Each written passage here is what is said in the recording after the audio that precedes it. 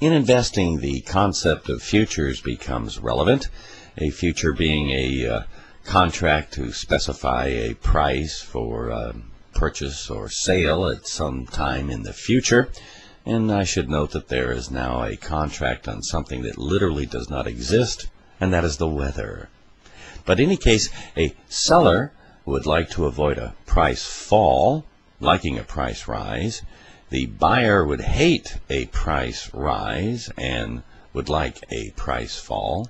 And both of them would like to avoid the loss more than they would like to achieve the gain. I'd like to take up the case of foreign exchange and foreign exchange futures.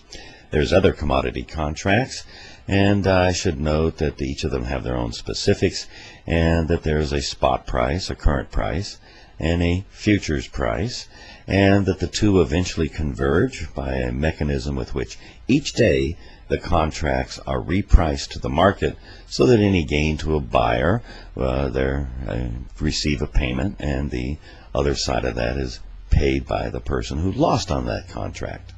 Well, here's a stylized cross rate table. The currencies converted from any of them listed to each other, and the horizontal row shows the international coding for money, for credit cards, for sending wire transfers. First two letters are the ISO codes for a country, and the third letter designates the currency. Here's an example of why they do that. Above and below you find respectively the old and new Turkish money, the upper one being the lira, the new one being the new one, the Turkish word yeni meaning new, and so the upper one was coded TRL, Turkish lira, and the bottom one was coded TRY. How does foreign exchange affect the markets? Well, it depends. Let's start on the left-hand side where the foreign currency per dollar, let's say, rises, which means to say the dollar per foreign currency falls. And on the right side we have the reverse. And let's see, foreign currency per dollar rising would help importers, people traveling abroad, foreign firms who are international. We'll make that clearer in a moment. And you'd probably want to keep your monies in U.S. funds. Contrast that to the other side, where we have the foreign currency per dollar falling, the dollar rising per foreign currency, and here we're going to see the reverse.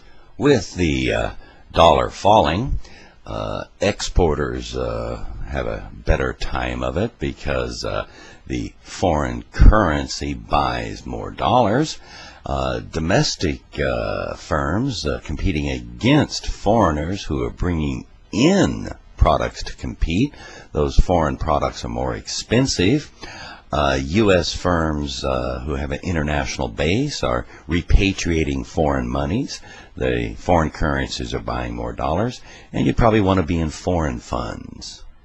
Let's look at what's called the interest rate parity theorem, a relationship between interest rates and foreign currency values. There's something called the purchasing power parity theory, and most studies say it doesn't hold. Different labor rates, different transportation rates, and so on. Well, let's see. I start at home, make a domestic return, which means it's converted in the future. My other path, maybe I'm going to meet a friend over there, converts their money now in the spot market and gets the foreign return. Let's set these equal to each other. And when we do, we have an example here, and it's a dreaded word problem. A dollar currently buys 100 yen. That's in the spot market. A Japanese denominated return makes 4%. A U.S. denominated return makes 12. And we want to know what should be the value of a 90-day price of a yen-dollar future contract. Well, 90 days is a quarter of a year, so that 12% becomes computationally 3, and the 4% in Japan becomes computationally 1. And we open two accounts and find out what exchange rate in the future sets them equal to each other. And it turns out to be 98 to 1. And let's see if that's right. We made 2% more in one country than the other, so the currency should fall by 2%. And of course we should note that foreign exchange is only one component to international diversification. One can note that there are obviously foreign firms as such, and I've given you a list of the incorporating abbreviations for foreign firms. And finally, let's note that there are something called ADRs, American Depository Receipts, foreign securities trading here.